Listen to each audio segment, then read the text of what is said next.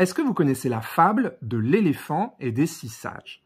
Donc, ça se passe en Inde et il faut que vous imaginiez 6 sages aveugles qui, un matin, décident ensemble d'aller découvrir ce que c'est qu'un éléphant. Donc, ils entourent l'éléphant et comme ils sont aveugles, chacun touche avec ses mains une partie de l'éléphant. Donc, celui qui s'approche de la défense touche, dit « c'est lisse, c'est solide, c'est effilé, un éléphant, c'est une lance ». Vous avez celui qui s'approche du dos de l'éléphant, qui dit c'est rugueux, c'est solide, c'est très élevé. Un éléphant, c'est un mur. Vous avez celui enfin qui s'approche de la trompe, qui dit c'est souple, c'est longiligne. Un éléphant, c'est un serpent. Et au fur et à mesure que chacun comme ça donne sa définition de l'éléphant, il commence à se disputer en disant mais pas du tout, t'as pas compris ce que c'est qu'un éléphant, tu te trompes. Et à ce moment-là, quelqu'un passe par là et leur dit vous avez tous raison.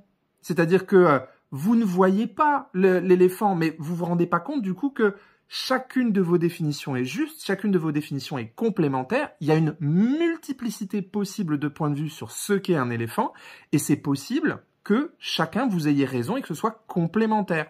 Arrêtez donc de vous disputer, ne soyez pas sectaires. Cette pensée-là qui nous vient d'Inde, elle s'appelle l'anekantavada, c'est-à-dire le fait que sur un sujet, pour décrire un phénomène, que ce soit comme ça un éléphant ou pour parler du monde, il peut y avoir une multiplicité des points de vue et qu'être sectaire, être dogmatique, c'est défendre bec et ongle un seul point de vue et refuser les autres.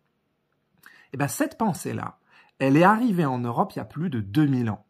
Dans quelles conditions? C'est très simple, c'est quand Alexandre le Grand a commencé à envahir l'Asie et à amener avec ses armées des penseurs grecs. Et notamment, parmi eux, quelqu'un qui avait été formé à la philosophie en Grèce, qui s'appelait Pyrrhon d'Élis.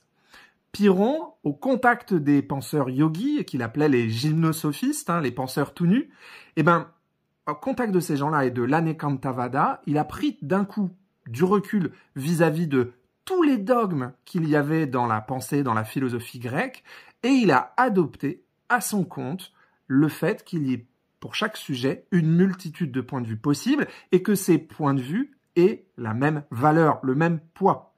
Et qu'à ce moment-là, plutôt que de choisir tel point de vue plutôt que tel autre, il fallait suspendre son jugement et que ça, c'était la seule façon de vraiment rendre au monde sa complexité.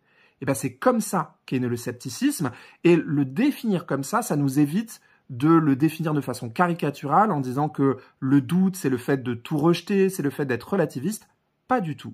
C'est le fait, comme en Inde, comme avec l'anekantavada, de reconnaître que pour toute chose, il y a une multitude de points de vue.